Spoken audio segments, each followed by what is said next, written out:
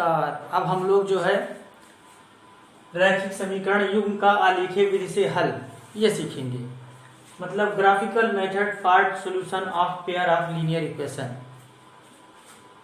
Graph के माध्यम से हम दो समीकरण को कैसे हल कर सकते हैं। तो इसके लिए हमें ये जानना बहुत जरूरी है कि बिंदु कहाँ पर स्थित होते हैं, चतुर्थांश क्या होता है, x अक्ष क्या होता है, y अक्ष क्या होता है, कौन सा पॉइंट किस चतुर्थांश में होगा। ये सारी बातें जब तक हम नहीं जानेंगे तब तक हम कोई भी समीकरण नहीं हल कर पाएंगे। जो लोग जानते हैं वो तो डायरेक्ट समीकरण हल कर लेंगे, और जिनको नहीं आता है पहले उनको वो चीज़ आनी चाहिए। ये 9th में था।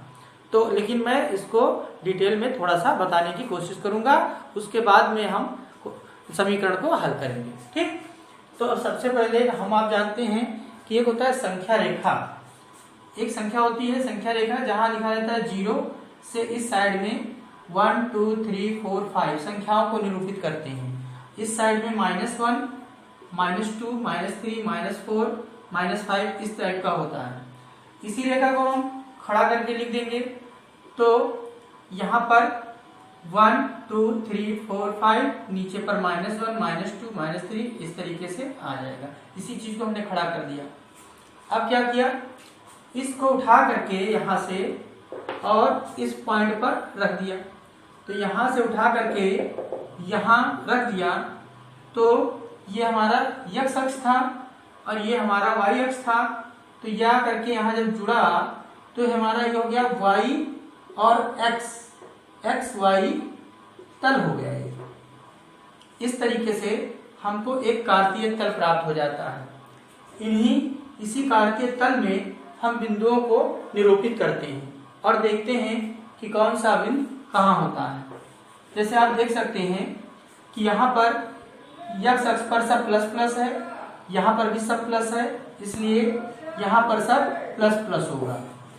यहाँ पर ये प्लस है, ये माइनस है, तो यहाँ होगा माइनस प्लस माइनस प्लस। यहाँ पर ये माइनस और यहाँ पर ये माइनस, तो इसमें माइनस माइनस होगा, और यहाँ ये प्लस और ये माइनस, तो यहाँ पर क्या होगा प्लस माइनस। अब आप सोच रहे होंगे कि ये हम क्या बता रहे हैं, ये है चतुर्थांश। इस 4 पार्ट को 1 2 3 4 पार्ट है, इसको हम कहेंगे चतुर्थांश। चतुर्थांश इसको हम कहते हैं, क्वाड्रेंट अंग्रेजी में इसको बोलते हैं क्वाड्रेंट। तो ये फर्स्ट है, यहाँ से हम काउंट करते हैं तो आपका ये हो गया फर्स्ट चतुर्थांश, ये हो गया सेकंड चतुर्थांश, ये हो गया थर्ड चतुर्थांश और ये हो गया फोर्थ चतुर्थांश।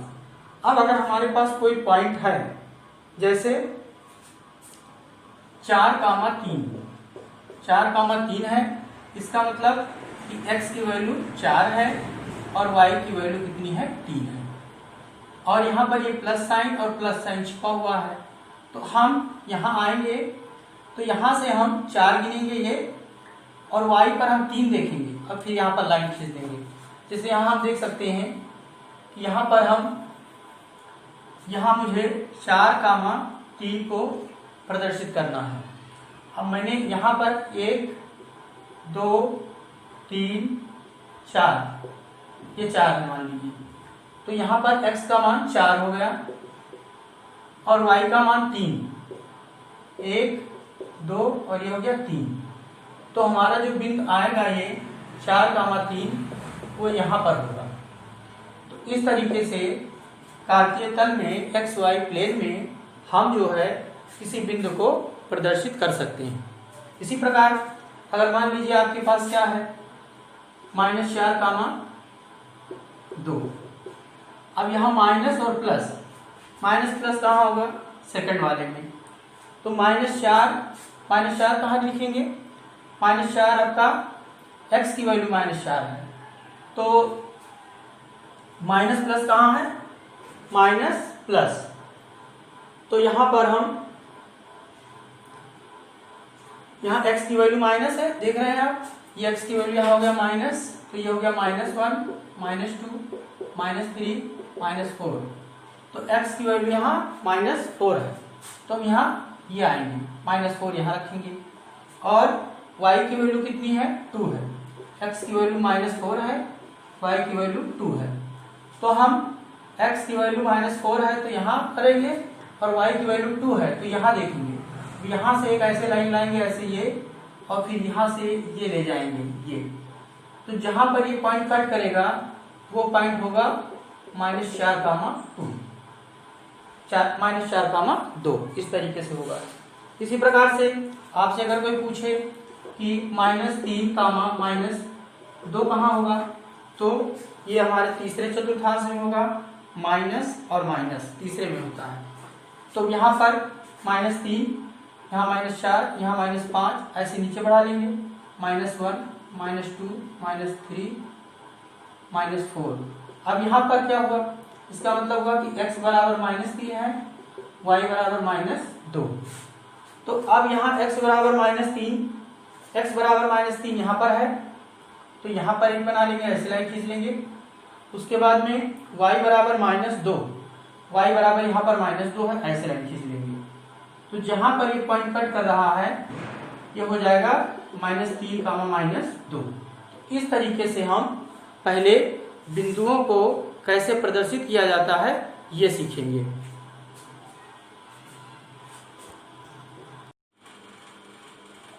अब आइए देखते हैं कि समीकरण को कैसे हल करते हैं।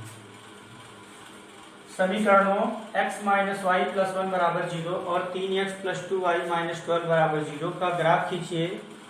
x अक्ष और इन रेखाओं से बने त्रिभुज के निर्देशांक ज्ञात कीजिए और त्रिभुजाकार पटल को छायांकित कीजिए। यह क्वेश्चन एनसीईआरटी में कई बार पूछा गया है, बोर्ड में कई बार आया है। यह क्वेश्चन बहुत इंपॉर्टेंट है। तो अब इसमें सबसे पहले हम लिखेंगे हल। दिया गया समीकरण युग्म है, क्या है, x - y + 1 बराबर 0 और 3x + 2y - 12 बराबर 0। तो हम इसमें क्या करते हैं कि पहले लिख देते हैं समीकरण फर्स्ट से।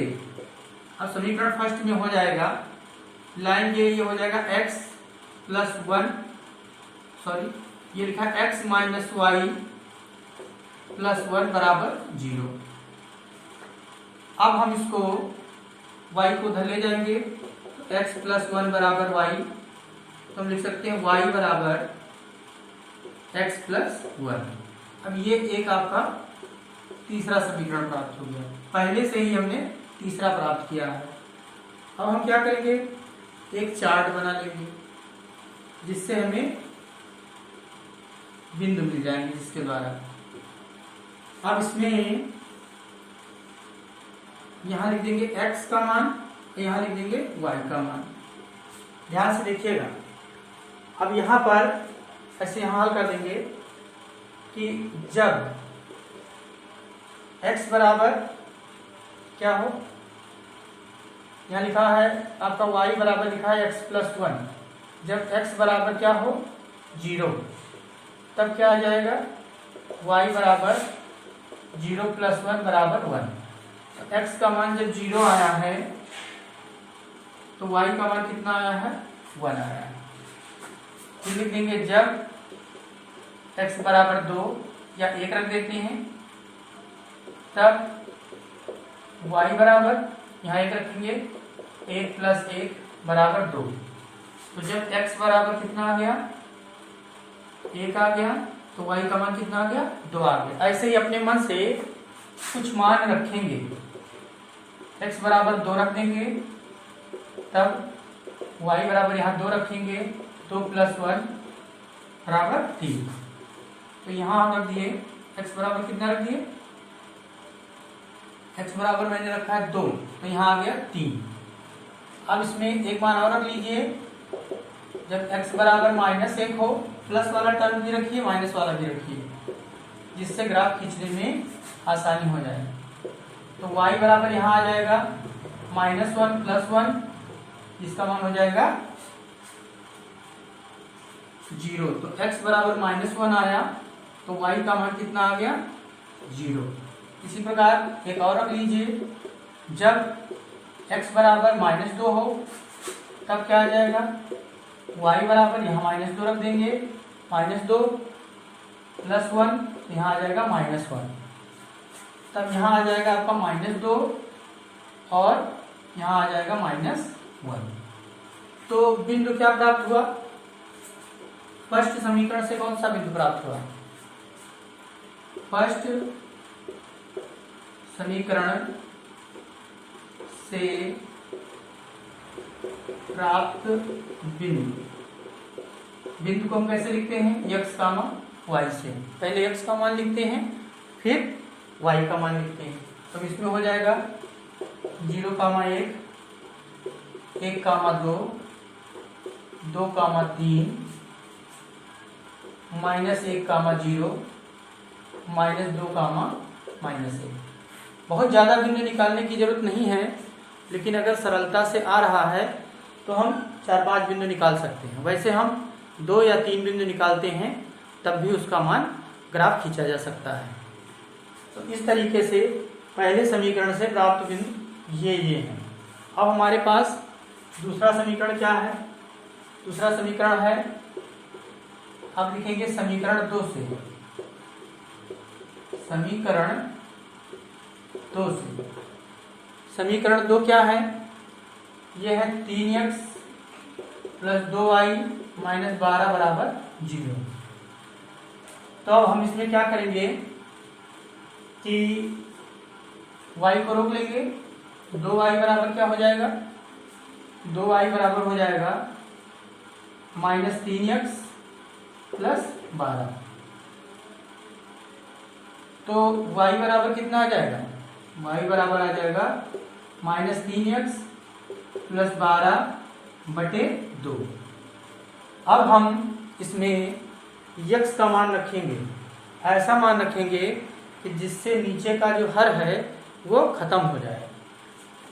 यहाँ क्या आ जाएगा? y बराबर -3x + 12/2।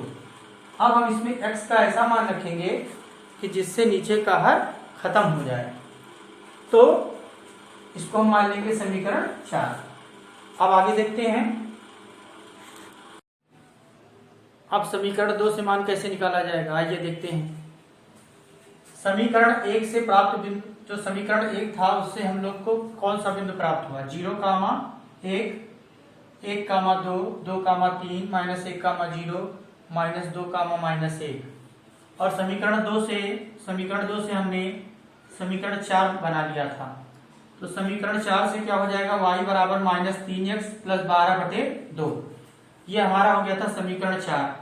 अब एक चार्ट बना लेंगे समीकरण 1 की तरह और x और y लिख लेंगे। अब हमने क्या किया कि इस समीकरण 4 में x बराबर 0 रख दिया, यहाँ 0 रख देंगे तो y बराबर 3 × 0 + 12/2। तो 0 का 3 से गुणा हो गया 0 हो जाएगा, 12/2, 12/2 का मतलब हो गया 6। अब x, तो यहाँ आ गया x बराबर 0, तो y बराबर 6 आ गया।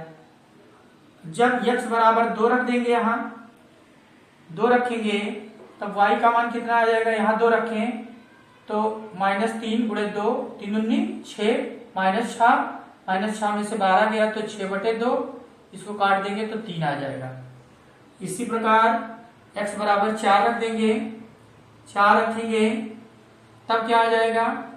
y बराबर -3 × 4 + 12, 4 × 12, -12 + 12, 0/2 = 0। अब अगर हम x बराबर 5 रख देते हैं, तब क्या आएगा? तो 5 × 15 हो जाएगा, -15 + 12/2। तो यहाँ पर आ जाएगा -3/2, तो ये बटे में आ जाएगा, जिसको निरूपित करना थोड़ा सा कठिन रहेगा। तो पूर्णांक के रूप में मान आ जाए वो सबसे अच्छा रहता है। x बराबर 4 रखेंगे तो y का मान 0 आ जाएगा। x बराबर 4 तो y बराबर 0। अब जब x बराबर 6 है, तब y बराबर कितना हो जाएगा? यहाँ 6 रख दिया, x बराबर 6 रखे तो -3 × 6, तो 6 × 18, अब प्लस हो गया 12, तो -18 में प्लस 12 गया, -6/2, -3 आ जाएगा। तो यहाँ पर जब हम x बराबर 6 रखे तो यहाँ पर आ जाएगा -3। अब इस तरीके से हमें ये देखते हैं कि हमें क्या क्या मान प्राप्त हुआ, बिंदु क्या प्राप्त हुआ। तो यहाँ प्राप्त हुआ 0,6, 2,3, 4,0, 6,-3। अब इन दोनों बिंदुओं में हम देखेंगे कि कौन सा बिंदु कॉमन है, कौन सा बिंदु समीकरण 1 में भी आ रहा है और समीकरण 2 में भी आ रहा है। कोई ऐसा बिंदु होगा जो दोनों में आएगा, वही दोनों समीकरण का हल होगा। तो यहाँ पर 2,3 यहाँ पर भी आ रहा है, 2,3 यहाँ पर भी आ रहा है। इसका मतलब यह हुआ कि 2,3 इन दोनों समीकरणों का हल है और इसी बिंदु पर ये दोनों समीकरण आकर के कट करेंगे, मतलब प्रतिच्छेदित करेंगे। अब हम इसका ग्राफ कैसे खींचेंगे? तो सबसे पहले हम पहले वाला जो समीकरण है उसका ग्राफ खींचते हैं। पहले समीकरण में दिया हुआ है 0,1, 1,2, 2,3, -1,0, -2, -1। तो अब सबसे पहले हम ये देखेंगे कि हमारा 0,1 कहाँ होगा। 0,1 हम यहाँ ऊपर लिख लेंगे कि कौन सा बिंदु कहाँ पर होगा।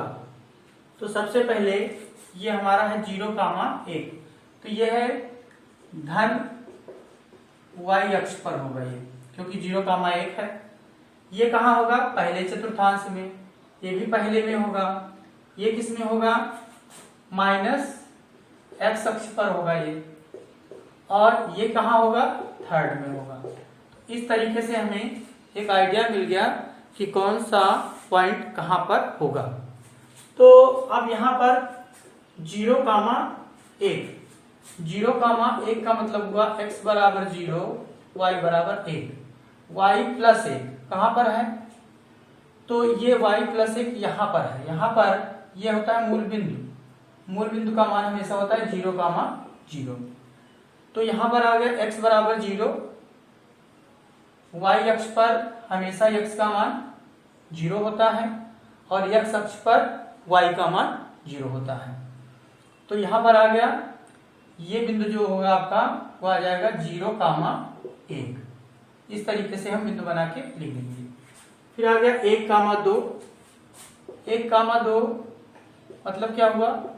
x बराबर 1, y बराबर 2। तो x का मान 1 कहाँ है?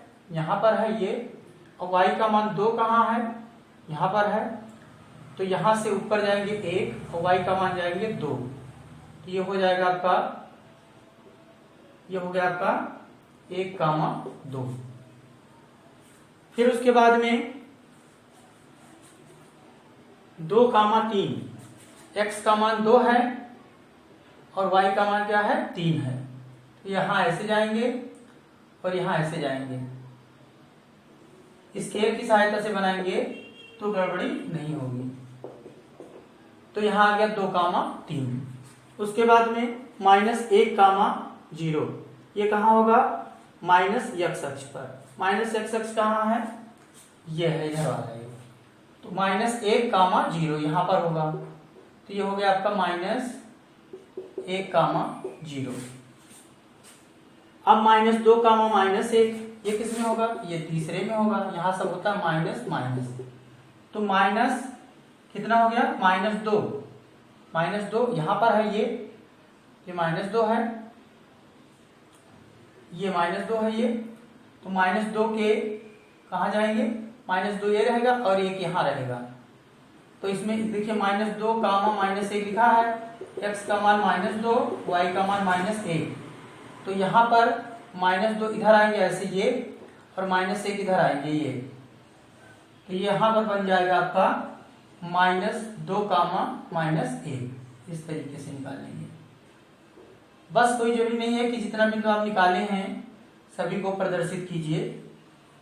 यहाँ हमारा इस ऐसे हम लाइन मिला देंगे तो हमारा ग्राफ बन जाएगा।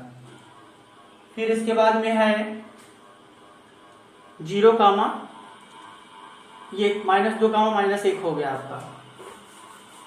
अब दूसरे समीकरण में कौन कौन सा बिंदु प्राप्त हुआ है उनको हम बनाएंगे ग्राफ के माध्यम से। दूसरा समीकरण का बिंदु अलग लिख लेंगे हम। दूसरा समीकरण का बिंदु क्या आया है बताइए? आया है 0,6। 0,6 0,6 कहाँ आएगा? ये 0,6 किसमें होगा? ये होगा y अक्ष पर, धन y अक्ष पर। ये कहाँ होगा? पहले चतुर्थांश में। ये कहाँ होगा? x अक्ष पर। और ये कहाँ होगा? Plus minus. प्लस माइनस, यहाँ क्या होता है? प्लस प्लस, ये होता है माइनस प्लस, ये होता है माइनस माइनस, और ये होता है प्लस माइनस। तो यहाँ प्लस माइनस है। 6,-3 किस में जाएगा आपका? 6,-3 आपका चौथे में जाएगा। तो अब 0,6 आपका पर 0,6, तो यहाँ 5 के ऊपर हम 6 प्रदर्शित कर देंगे, ये बढ़ा देंगे थोड़ा सा यहाँ। तो ये हो जाएगा आपका 0,6। तो यहाँ पर हमारा आएगा, सवाल आप लोग नोट ही कर चुके होंगे, तो आ गया 0,6 यहाँ आ गया। अब उसके बाद में 2,3 ही रहेगा जो पॉइंट बना हुआ है। फिर 4,0 यहाँ हो जाएगा। और फिर उसके बाद में 6,-3 6 यहाँ पर आएगा, और -3 इधर से जाएगा, तो इधर जाके कहीं मिल जाएगा। अब हम ग्राफ खींचते हैं। इस तरीके से खींचेंगे जिससे आसानी से लाइन बन जाए। ये ऐसे कॉपी रख देंगे, रख करके आप पटरी से खींचिएगा स्केल से। तो इस तरीके से करके पहले तो हम पहला वाला लाइन खींच देते हैं। ये इस तरीके से खींच दिए।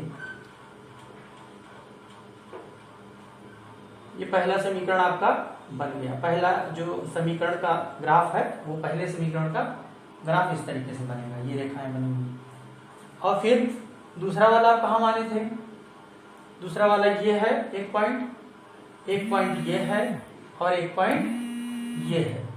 तो हम इसको क्या करेंगे कि इसको हम बढ़ा लेंगे यहाँ से इस तरीके से, ये, और फिर इसको ले जा करके ये जो ऐसे पॉइंट है इसको हम बढ़ाएंगे ये, और ऐसे ले जा करके यहाँ पर हम इसको मिला देंगे। तो ये जो पॉइंट ऑफ इंटरसेक्शन आया, यही इसका जो है हल हुआ। और इस तरीके से हम ग्राफ को बना सकते हैं। यहाँ पर हम अभी रफली ग्राफ बनाए हैं।